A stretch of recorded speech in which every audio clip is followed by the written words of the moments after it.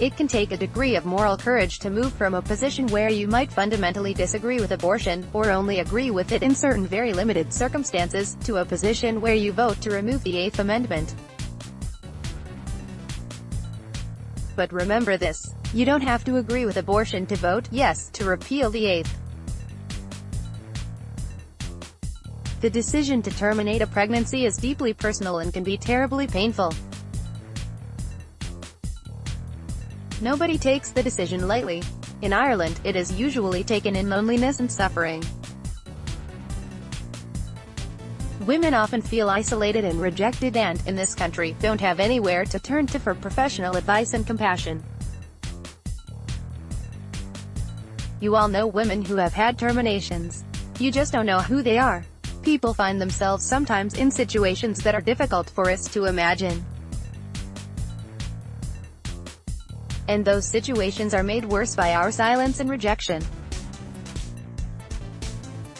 There may be reasons why abortion is not a great idea.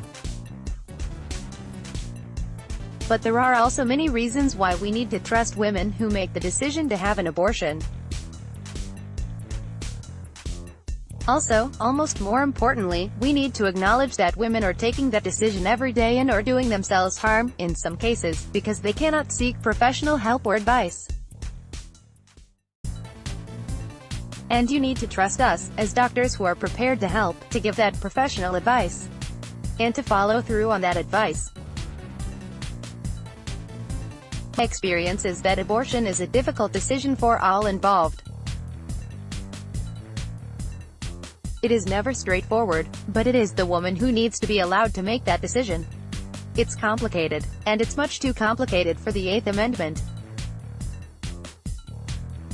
The Eighth Amendment to the Constitution of Ireland states that the state acknowledges the right to life of the unborn and, with due regard to the equal right to life of the mother, guarantees in its laws to respect, and, as far as practicable, by its laws to defend and vindicate that right. In order to bestow these rights on a fetus, you have to take autonomy away from that woman. What this actually leads to is that the unborn gains more rights than the woman who's carrying it. This is a terrible injustice. There is no definition of what unborn means. A single-cell organism, a zygote, immediately after fertilization. It may contain all the essential factors for development, but these factors exist as an encoded set of instructions localized in the genes of chromosomes. These genes aren't even activated at conception. How can we possibly state that this organism, although it may well be part of the continuum of human life, which starts with sperm and egg, has the same rights as the woman in whom the fertilization occurs? And embryos are spontaneously aborted all the time. Estimates range from 20 to 60%. They are also aborted by morning after pills and by the coil. Irish society and medical practice allows that. This we accept.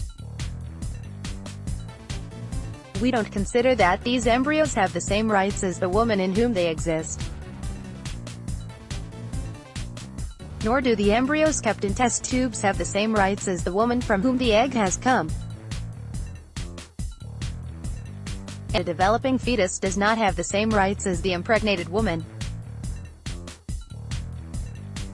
Create an article in a constitution that attempts to equate embryonic and fetal life with the rights of a living, breathing, functioning, sentient, emotional, often family-sustaining woman was misguided. The Eighth led to maternal death. Don't believe the no's when they tell you it didn't. They are wrong. The Eighth led to me, as a GP, having patients who had to travel to England for abortions that were absolutely necessary for their continued health. And, no, campaigner may tell you that that isn't true. There aren't any circumstances where an abortion would be necessary. Listen to this. This is the truth. These women risked death without an abortion. The Eighth led to, and still leads to, heartache and pain in women today. Your sisters, your mothers, your wives and partners, your girlfriends, your friends. your daughters, for goodness sake. And if these women, in adverse circumstances, decide to carry a pregnancy to term, then we need to support them to the absolute hilt. And society needs to change how it does that. But by the same token, if these women decide to have an abortion, don't judge them. Support them. Give women the option to make their own choices. Vote on May 25 is not about introducing abortion to Ireland. Abortion already exists.